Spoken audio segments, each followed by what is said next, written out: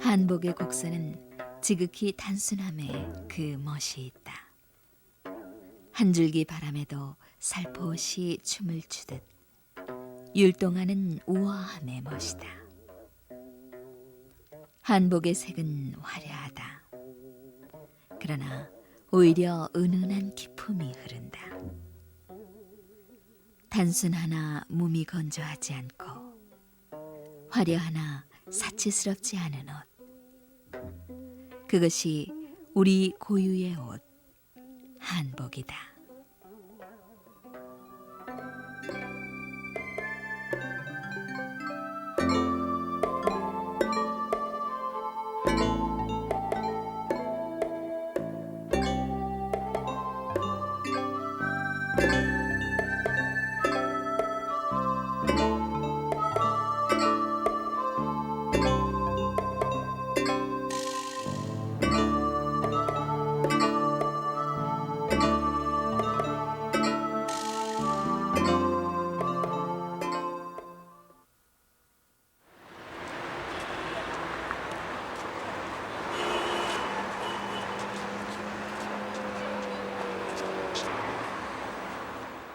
청바지와 미니스커트 속에 바쁘고 바쁜 시대가 물결치고 있다. 사람들은 보다 자유분방해졌다. 흔히들 옷은 그 옷을 입은 사람과 그 시대상을 반영해주는 거리의 쇼윈도라고 한다. 이제 세계는 하나 된 세상을 추구한다. 그렇듯 이미 우리가 입는 옷에는 국적이 따로 없다. 그러나 도심 한복판에서도 모호한 우리 옷의 국적 찾기는 다시 시작될 수 있을런지도 모른다. 수천 년 역사 동안 입어온 우리의 옷 한복이 있기 때문이다.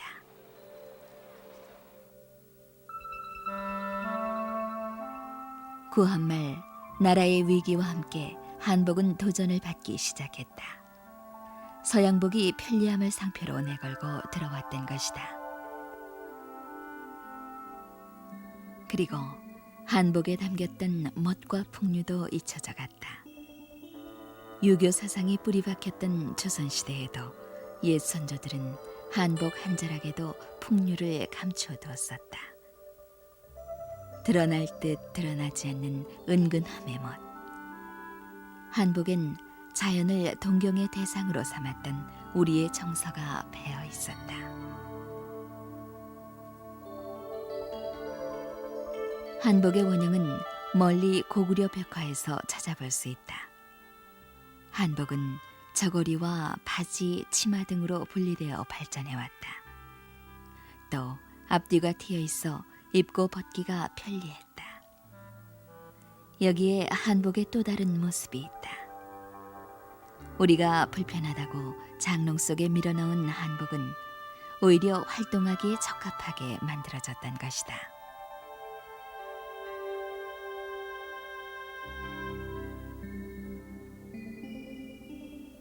흔히들 우리 한복을 가지고 비활동적이라고요. 그래서 멀리하는 경향이 있는데 우리가 지금 살펴본 바와 같이 우리 옷은 절대로 비활동적인 옷이 아니죠.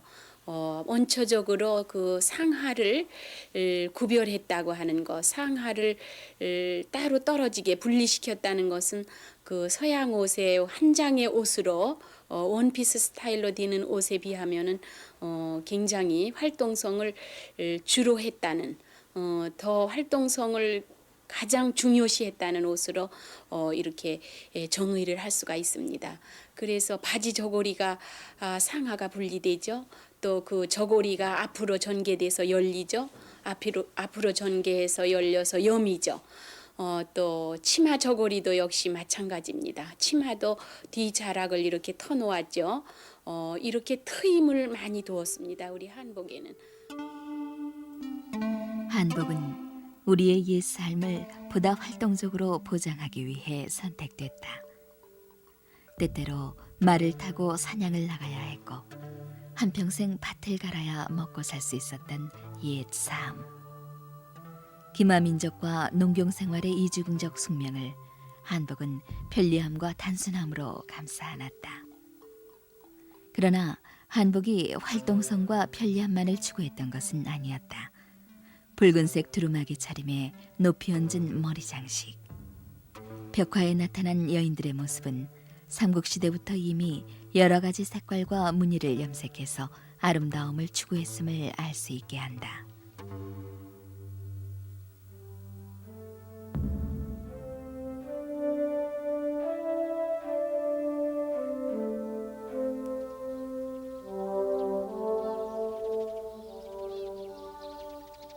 고된 삶, 마음은 거대한 자연의 힘에 의지하고만 싶었다. 물빛 하늘만큼 아름답고 위대해 보인 것도 없었다. 그래서 푸르디 푸른 하늘은 담장을 넘어들어와 희디흰 천을 곱게 물들였다.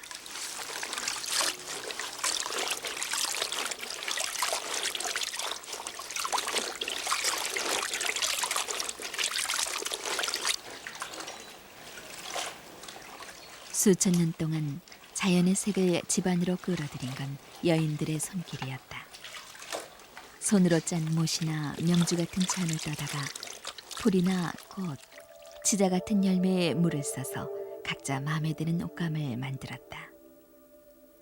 그렇게 흰 옷감에 곱게 물을 들여 남편이나 자식들에게 옷을 해입히는 재미 또한 보통이 아니었다.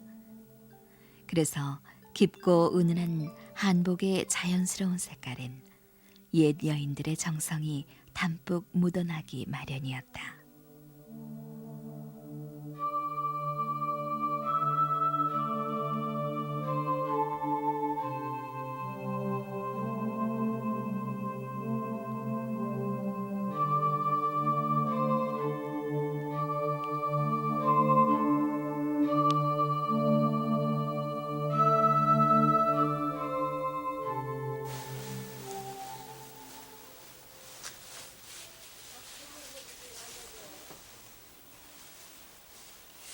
그 시절 여자로 태어났다는 것은 평생 업처럼 한복 만들기를 손끝에 달고 다녀야 한다는 것을 뜻했다.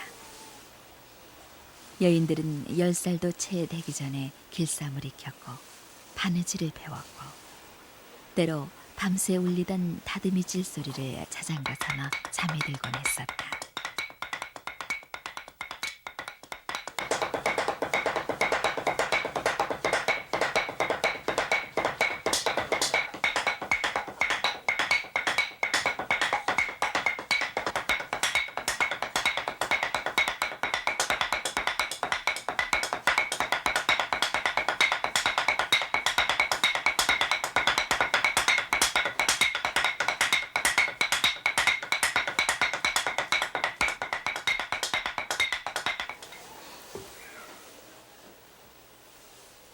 한복은 바느질 못지않게 다듬이질이 중요하다.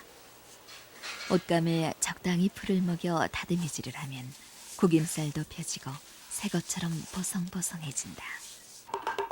다듬이질이 끝나면 다음은 홍두깨질로 한복감에 윤기를 더했다. 이것은 입던 옷의 경우에도 마찬가지다.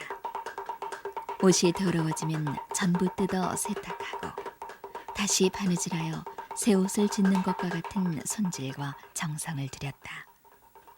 그런 정성 덕분에 한복은 오래되어도 늘 새 옷처럼 입을 수 있는 장점을 지닐 수 있었다. 그래서 한복은 여인의 정성을 입는 옷이라 했다.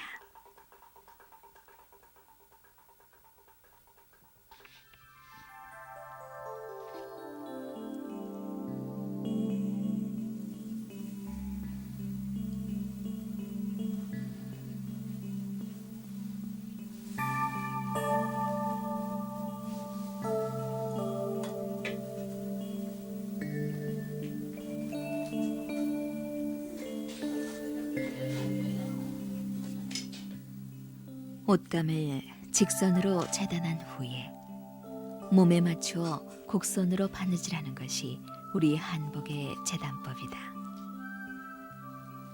이를 평면적 재단법이라 한다. 몸의 곡선을 강조하는 서양의 입체형 재단과는 달리 한복은 이 평면적 재단 방식을 통해 한복 자체의 풍만한 곡선미를 드러낼 수 있었다.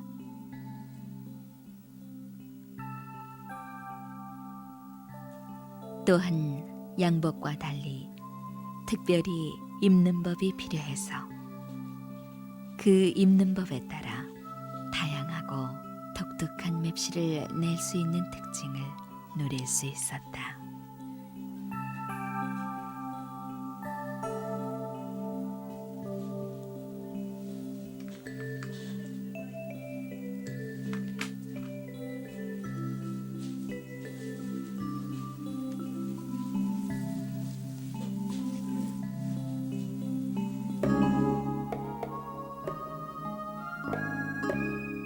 하지만 한복의 평면적 재단 방식에도 옷본을 사용했다.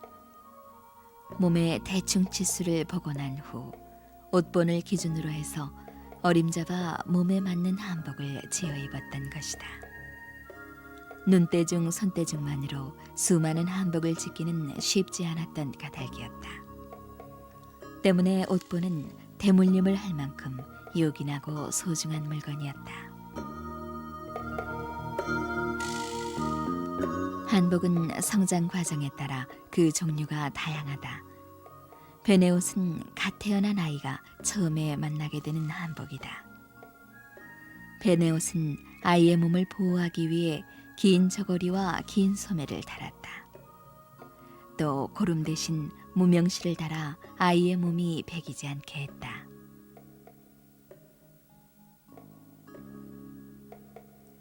백일이 되면 아이는 바지 저고리 등 제법 구색을 갖추어 입게 된다.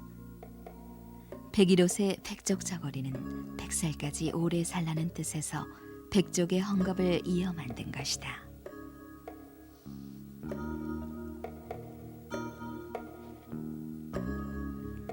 돌복은 아이가 태어나자마자 처음 입는 색깔옷이었다.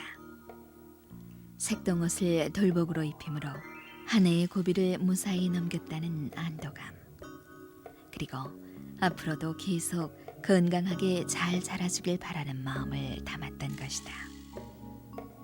색동옷은 여러 색의 헝겊을 조각조각 이어붙여서 당시 귀했던 옷감을 절약하고자 지어졌다. 그러나 아무 색이나 색동옷의 색깔이 될 수는 없었다. 색동옷의 5가지 색깔은 흔히 오방정색이라 하여 자연의 색 그 이상의 의미를 담았다.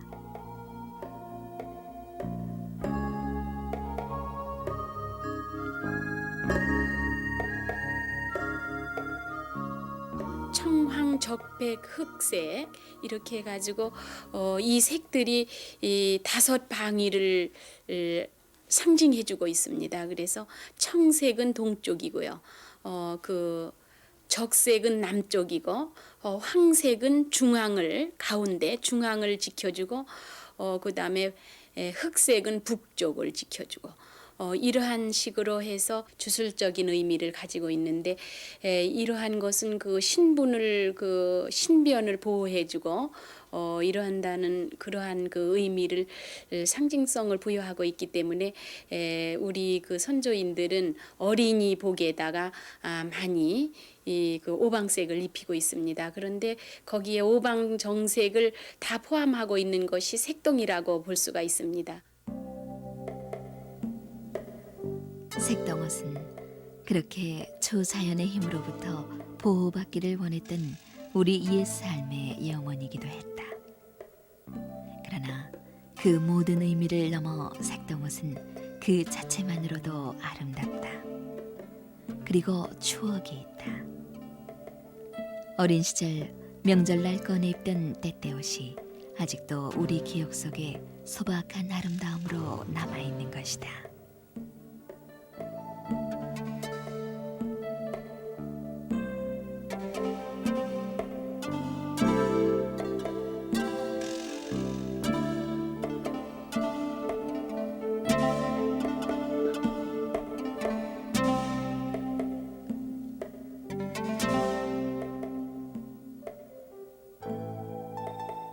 한복의 색은 그 자체만으로도 아름답지만 저고리, 치마, 옷고름, 깃 등의 서로 다른 색이 조화를 이루었을 때 비로소 그 아름다움을 더하게 된다. 은근하면서도 화려한 한복 고유의 멋은 바로 이 색의 조화, 즉 배색의 미에 있는 것이다.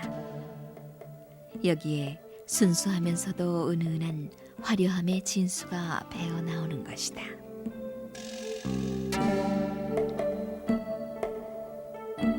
그러나 한복의 색 또한 자유롭게 만끽할 수 있는 건 아니었다. 신분에 따라 사용할 수 있었던 색깔이 규정되어 있던 까닭이었다. 붉은색은 궁중색이라 하여 일반 서민들은 입을 수 없었다. 그래서 함부로 입을 수 없었던 옷, 노기 홍상은 처녀들의 마음에 달뜬 설레임으로 다가오곤 했다.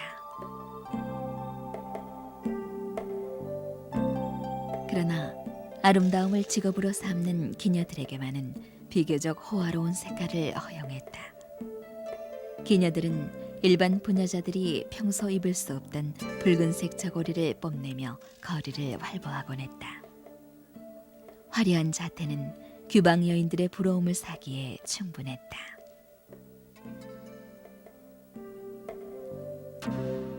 불띠 붉은색의 화려함은 규방 여인들에겐 일생에 단 한 번 혼례식밖에는 허용되지 않았던 까닭이다. 때문에 혼례복엔 일생에 단 한 번 원 없이 누릴 수 있던 화려함의 극치가 수놓아지곤 했다. 이날만큼은 일반 서민 여인들도 그동안 목말랐던 사치스러운 옷차림의 열망을 충족할 수 있었다.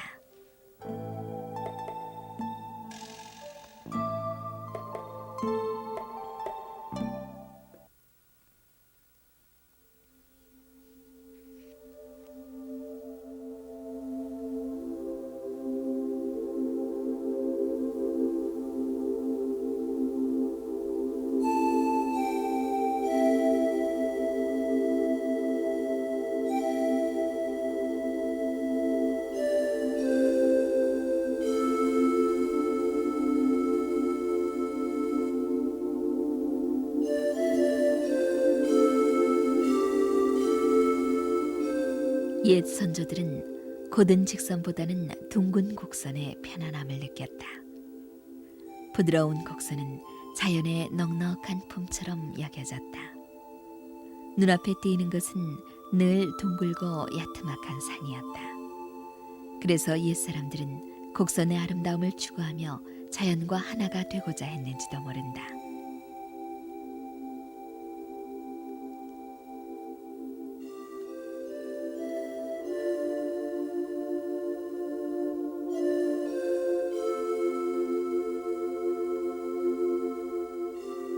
부드러운 곡선미는 옛부터 고려 청자와 이조 백자 등 도자기의 이름을 높여주기도 했다. 그렇듯 부드러운 곡선미는 우리 고유의 아름다움으로 평가받고 있기도 하다.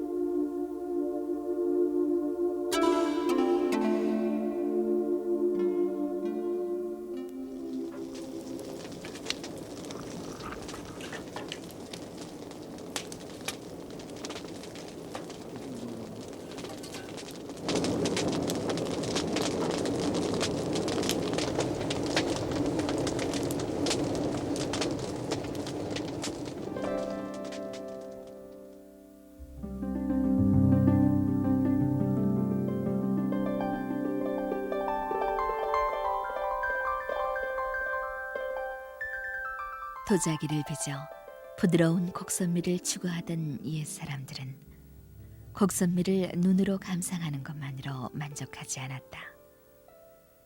부드러운 곡선으로 몸을 치장하고 싶어 했다. 때문에 한복의 선에 자연 그대로의 곡선미를 끌어당겼던 것이다.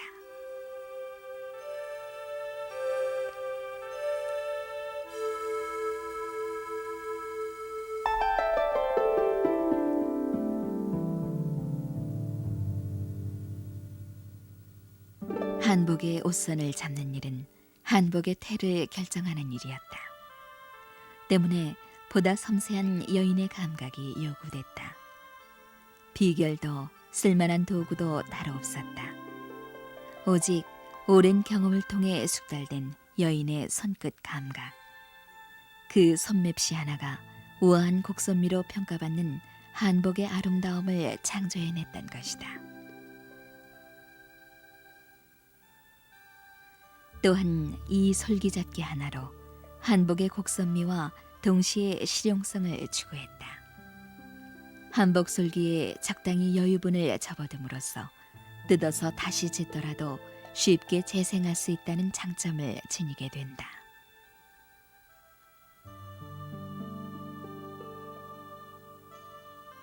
한복 잘 짓기로 소문난 대부분의 여인이 그렇듯이 박선영 씨도 어릴 적부터 익혀온 바느질 솜씨 덕분에 평생 한복 짓는 일을 직업으로 삼아왔다. 이처럼 한복은 별다른 교육을 통해서가 아니라 여인들의 일상생활을 통해 지금까지 전해내려왔던 것이다.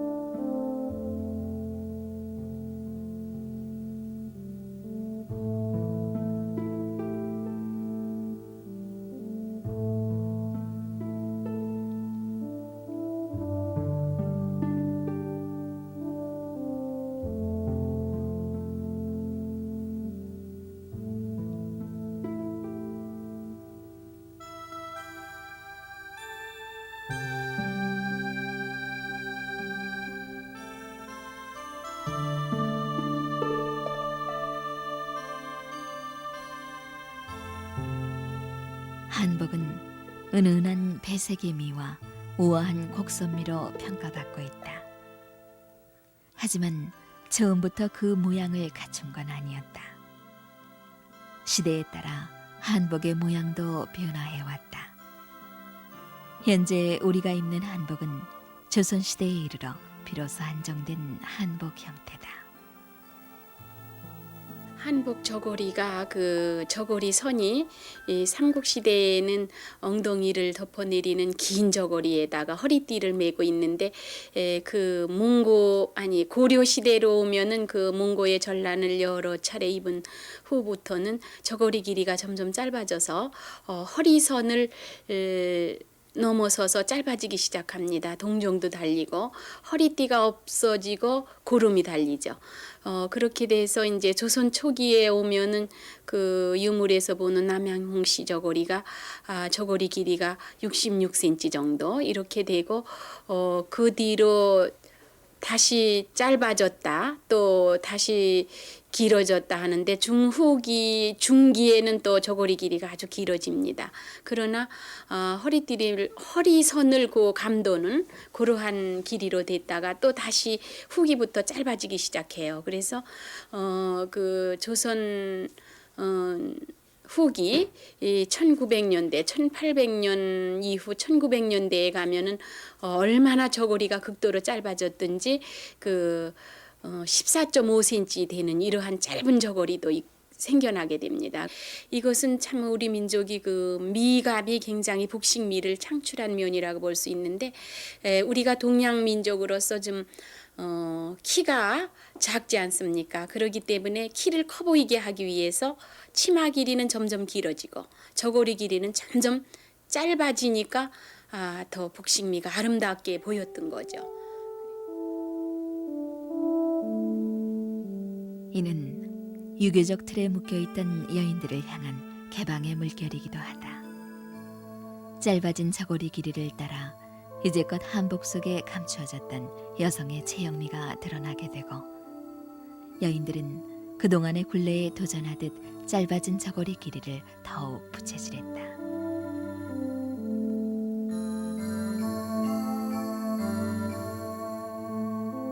급기야 구한말 시대엔 저고리와 소매선이 아슬아슬하게 맞물릴 만큼 짧아져 더 이상 짧아질 수 없는 지경에 이르기도 했다. 이처럼 여성의 섹스 어필을 극도로 과장시켰던 것은 달리 보면 구한말 시대의 어지러운 사회 배경에도 연관이 있을 것이다. 사회가 불안할수록 사람은 다른 즐거움을 추구했고 거기서 새로운 미의식이 성장하곤 했던 것이다. 그러나 곡선의 아름다움을 추구하던 마음만큼은 시대가 바뀌어도 변하지 않았다.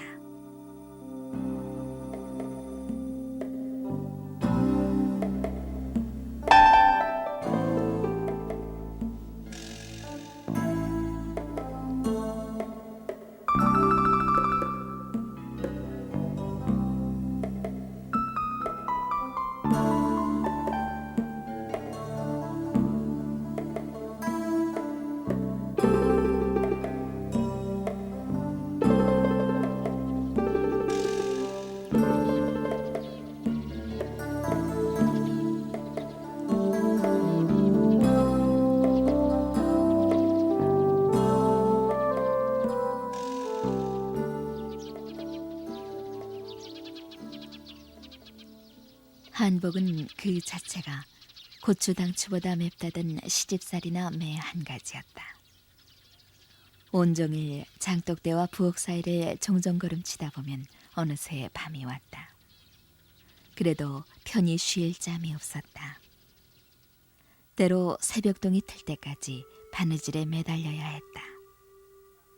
꽃신을 신고 마음껏 뛰놀고 싶었던 철없던 어린 시절부터 바느질은 여인들의 일상의 삶이 됐던 것이다.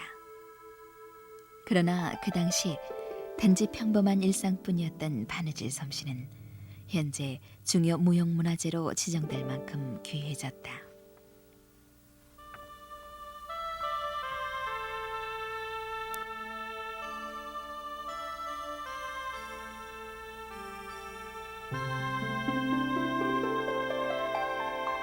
중요 무형문화재 침선장 정정환 씨.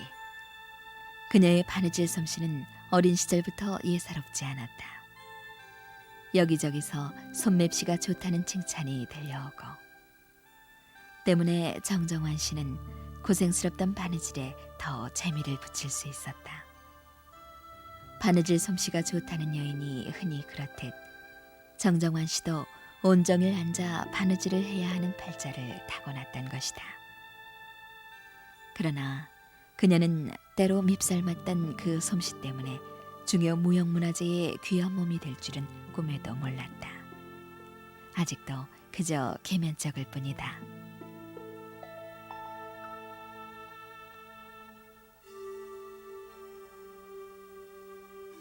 바느질이라는 건 별게 아니에요. 그 바느질 비법을 선생님들은 말하라 그러시는데 그저 정확하게 자를 재가지고 바느질이 무슨 방바닥에다 펴놨다고 잘하는 게 아니에요.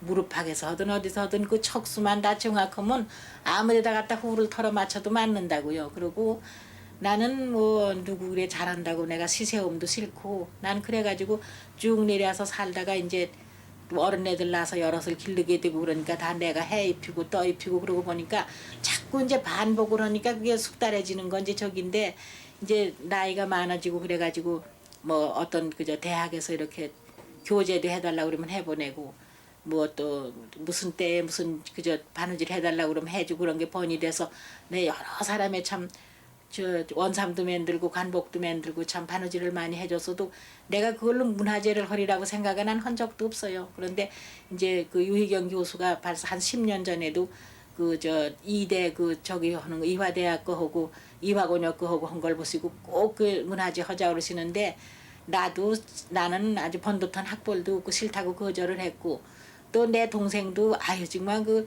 누나가 뭐 노인이 뭐 그저 학교에 교재나 해주시고 그냥 계시지 그거 뭐 거기 나가서 뭘 하느냐고 나는 그래서 생각하기를 이 문화재는 무슨 피리쟁이 무슨 뭐 소리쟁이 그런 사람만 흔히 재미를 드리는 줄 알고 아이고 침선이라는 거 여자는 다 누구나 바느질 하는 건데 내가 그것 때문에 무슨 문화재가 원이랴 그러고 난 쭉 그 내가 환영을 안 했어요. 그랬더니 이제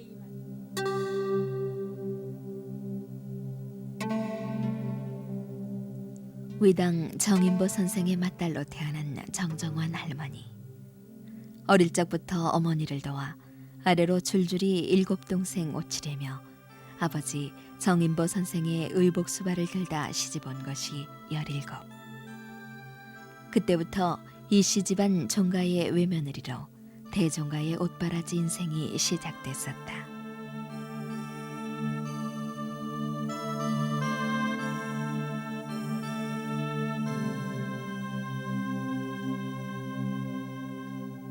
세월은 흘러 그녀의 나이 어느덧 80.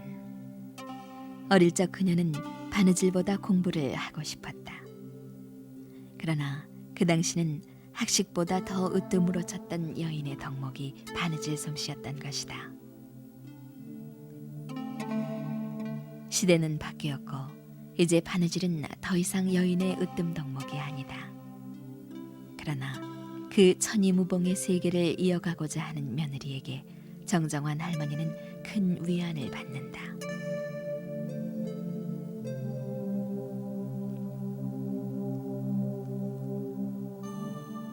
정정환 할머니는 고령의 나이에도 불구하고 학생들에게 한복 바느질을 가르쳐 왔다. 한복 작품 전시회도 여러 차례 가졌다. 주변의 청도 청이었지만 우리의 한복을 제대로 알리고 싶었기 때문이었다. 그런 숨은 노력을 인정받아 감사패를 받기도 했다. 그러나 그녀의 노력에도 불구하고 한복 고유의 멋이 퇴색되고 있는 것이 그녀는 안타깝기만 하다. 자기 나름대로 다 한복을 정성을 들여서 하긴 했는데 한복 조구리를 어떤 건 보면 양장도 그런 게 있지만 한쪽은 연두 길이고 한쪽은 빨간 길이고 그렇게 입은 옷도 있고요. 또 한복이 제대로 여며 맞질 않고 애긴 애긴데도 그냥 팔은 길고 뭐 기스니만큼 내려 그런 게 있지만 그걸 내가 다 고치지 못할 바에 지적해서 누가 어떻다 그러진 않아도 나는 철을 따라서 옷을 입는 건 내가 강조를 해요. 이거는 뭐 동지 서달에도 그냥 은저사 깨끼를 입고 그냥 당대체 경사에 가보면 맨 그런 여름 옷인데 사람이 봄엔 봄 옷을 입고 겨울엔 겨울 옷을 입고 여름엔 모시 옷을 입고 사철 옷이 있는 건데 이거는 때가 없어요. 어느 때고. 근데 그거는 저번에 방송국에 나갔을 적에도 얘기를 했어요. 그거는 그렇지만 그 젊은 분들이 내 주장대로 다 들을 리는 없지만 하여튼 내 생각은 그래요.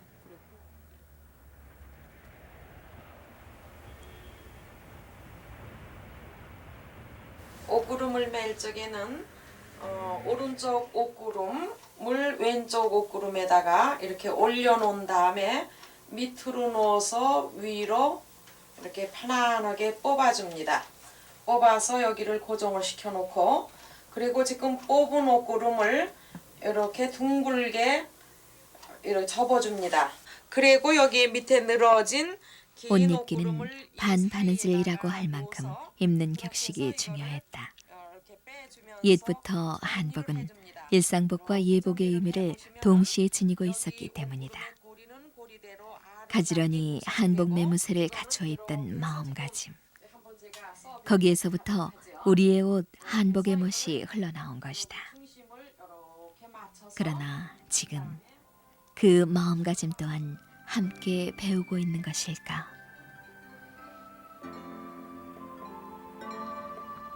흔히들 한복은 이미 명절복이 되어버렸다고 한다. 이 말은 수천 년 동안 한복을 통해 대물림한 우리 고유의 미의식이 갈 길을 잃어가고 있다는 것을 뜻하는지도 모른다. 자연의 색, 자연스런 곡선미를 추구했던 한복은 자연의 순응함을 미덕으로 삼아왔던 우리 옛 삶의 미학이었던 것이다.